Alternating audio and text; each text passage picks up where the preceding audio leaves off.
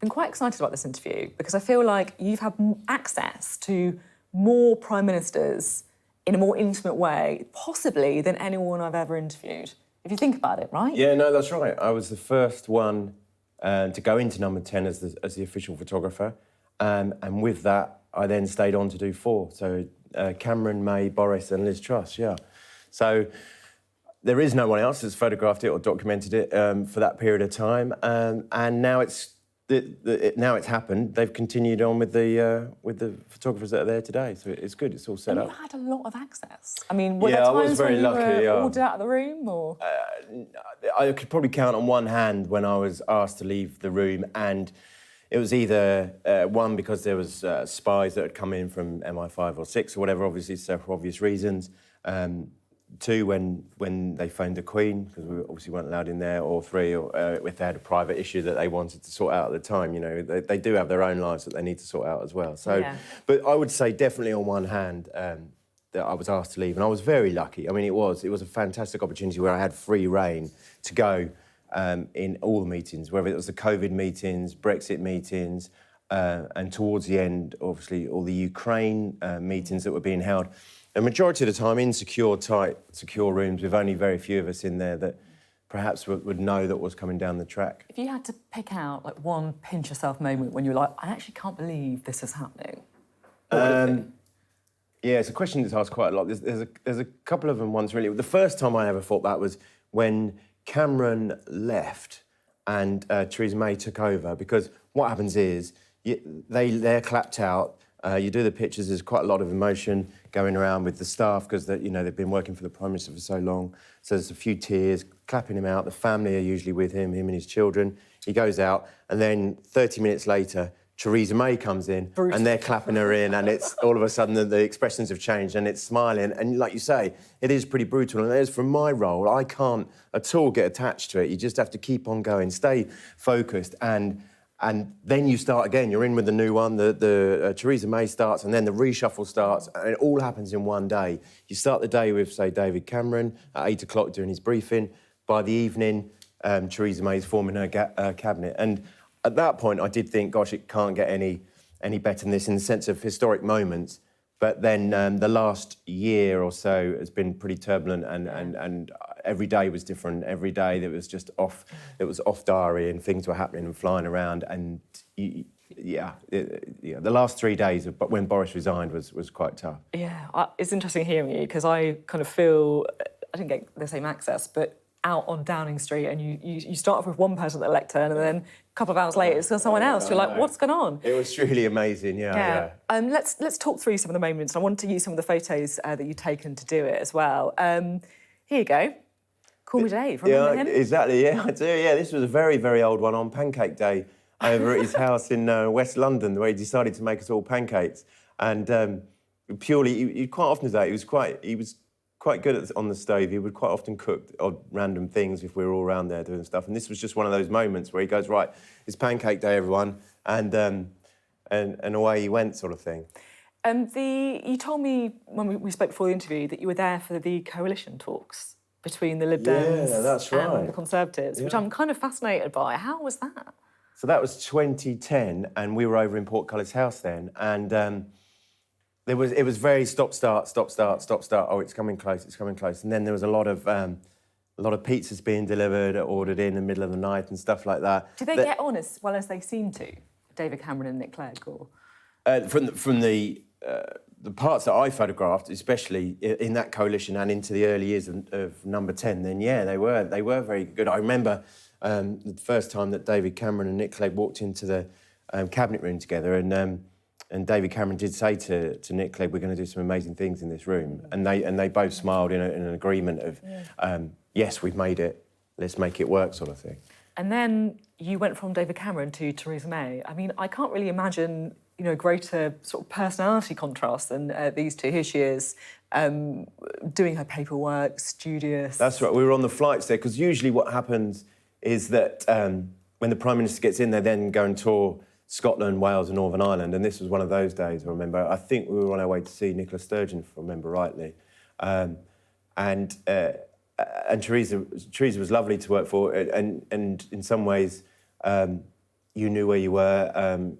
She had a lovely personality and was there to get on with the job rather than worry about anything else that what we were doing and things like that. So a lot of stuff with Theresa was at work, very natural, as opposed to as opposed to campaigning or doing odd beats. I interviewed Theresa May quite a few times, and I've always found her, like you say, like very diligent. But she didn't do small talk at all. Was she like that with you behind the scenes, or not? I mean, every now and again, yes. Not so much, but every now and again, you have to spend a lot of time with them to have the small talk. If it's small episodes such as going to Scotland and back, the days are so busy that there's not much small talk to be had. It's usually on the foreign trips, the summits, or the or the various other sort of leader trips that you'd go and see.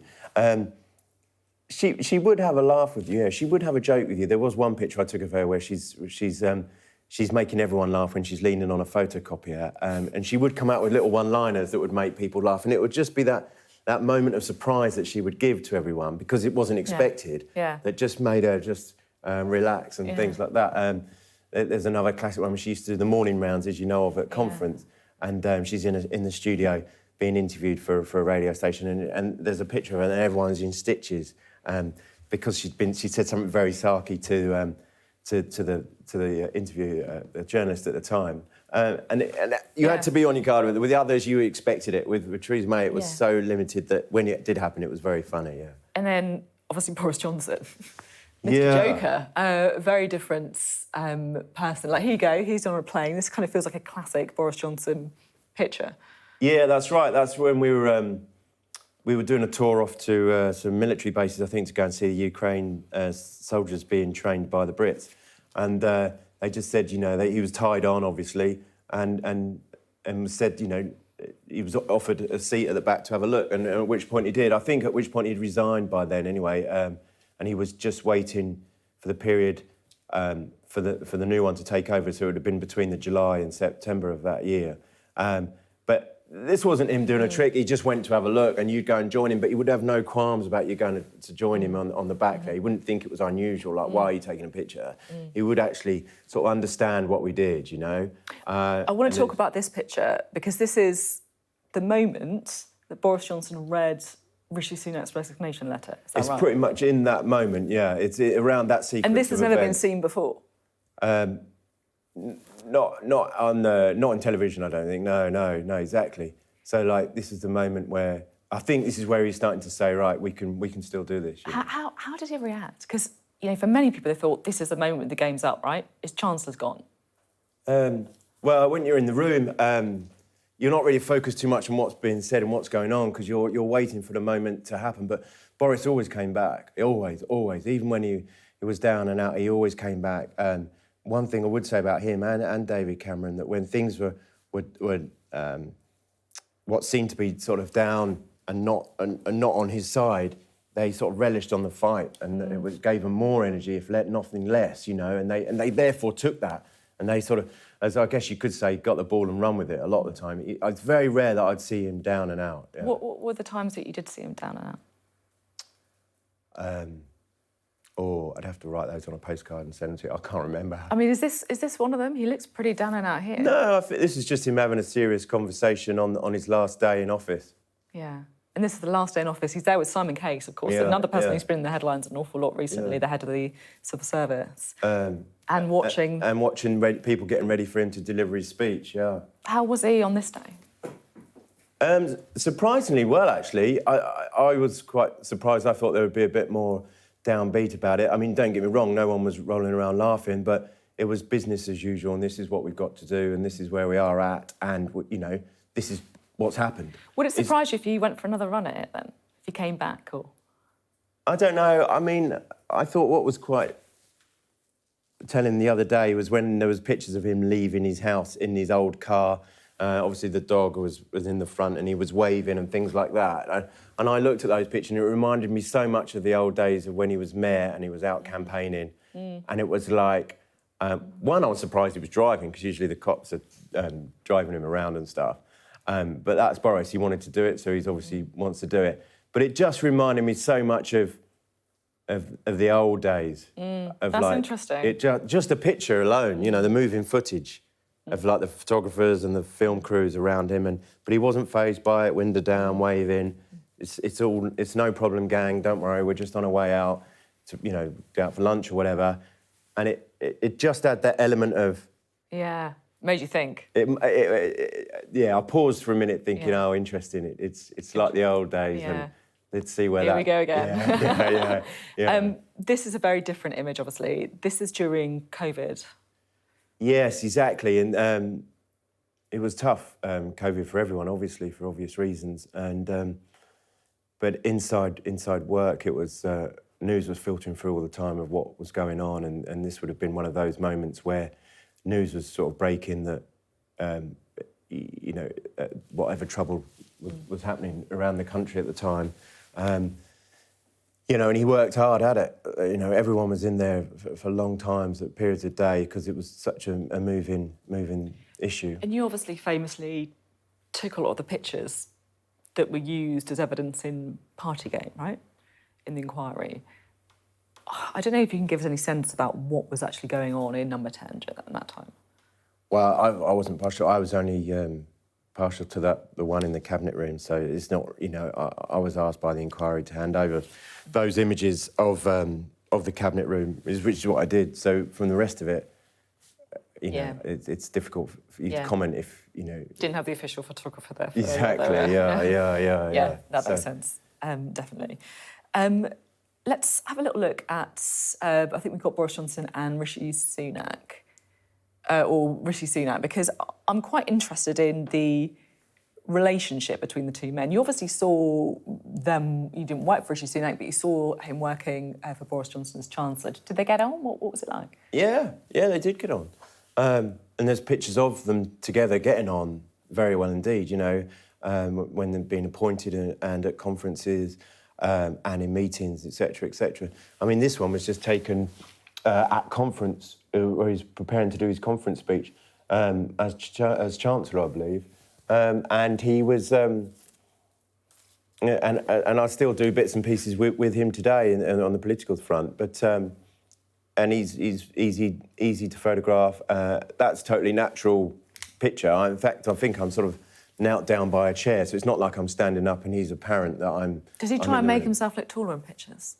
I'm just interested that you knelt down on the chair. I've never witnessed... I only do that because I tend... That's the angles I tend to like, Okay, very nicely. Fine, okay. You get what I'm saying, yeah. No, I've never seen any evidence of any props being used to make anyone in politics taller. Okay. I tell you what, Ruth Davison did it once for me in Scotland with her and David Cameron. She stood on a car battery, I think. Oh, there you go. Which she WhatsApped me the picture of the other day.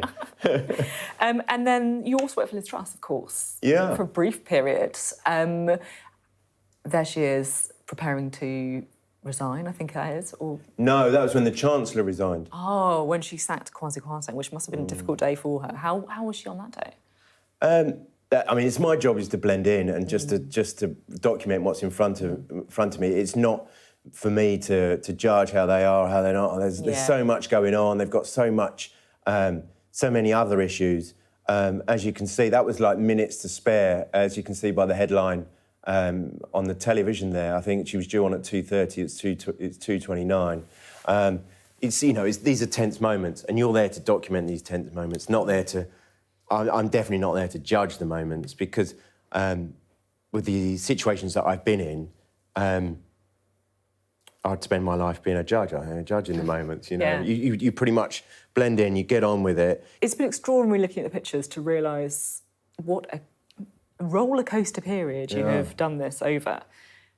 Those pictures of David Cameron feel like they're from another world, and then you look at stuff like this and you're like, wow, this was so intense at the time. Yeah. Do you feel that the experience that you've had has given you more or less confidence in the way our country's run? Now you're talking politics, though. That's a different thing. I'm not here to comment about how the country is run and how it's not run. Thanks very much for being on the programme. It's been really interesting to get your insight and to look at some of the images as well. Extraordinary. Brilliant.